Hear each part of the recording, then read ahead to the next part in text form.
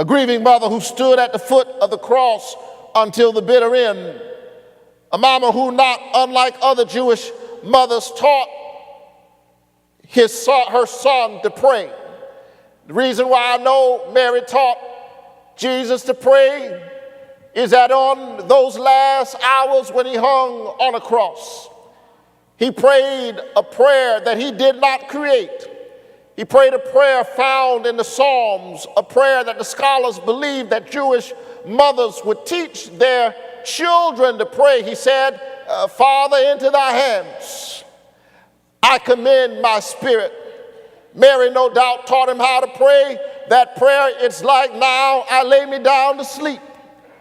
I pray the Lord my soul to keep. He died reciting a prayer that Jewish mothers taught to their children when the world was crushing him, when his disciples deserted him, when Peter denied him and Judas betrayed him, when the soldiers mocked him and it seemed that his father had forsaken him. He remembered what mama taught him. Into thy hands I commend my spirit. Now I lay me down to sleep. I pray the Lord my soul to keep.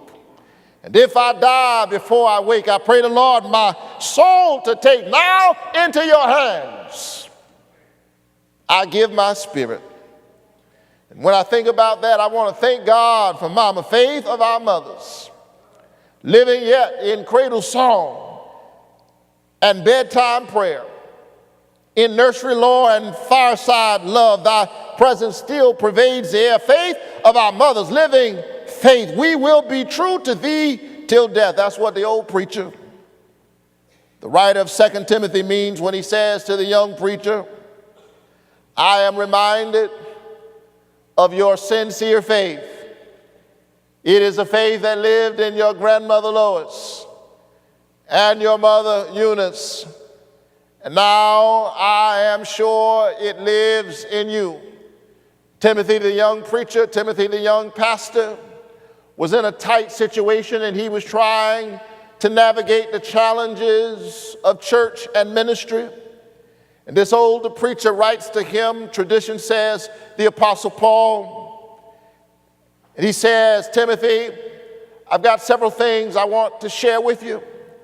But before I say to you what I want to say this, young Timothy, don't forget what mama taught you. I know you've been to seminary, you've read the great theologians, but don't forget what mama taught you. I know you've been to undergraduate school and graduate school, but don't forget what mama taught you.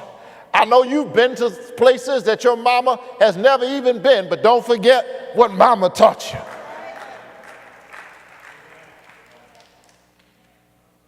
I remember your sincere faith. It is the faith of your grandmother Lois. It is the faith of your mother Eunice.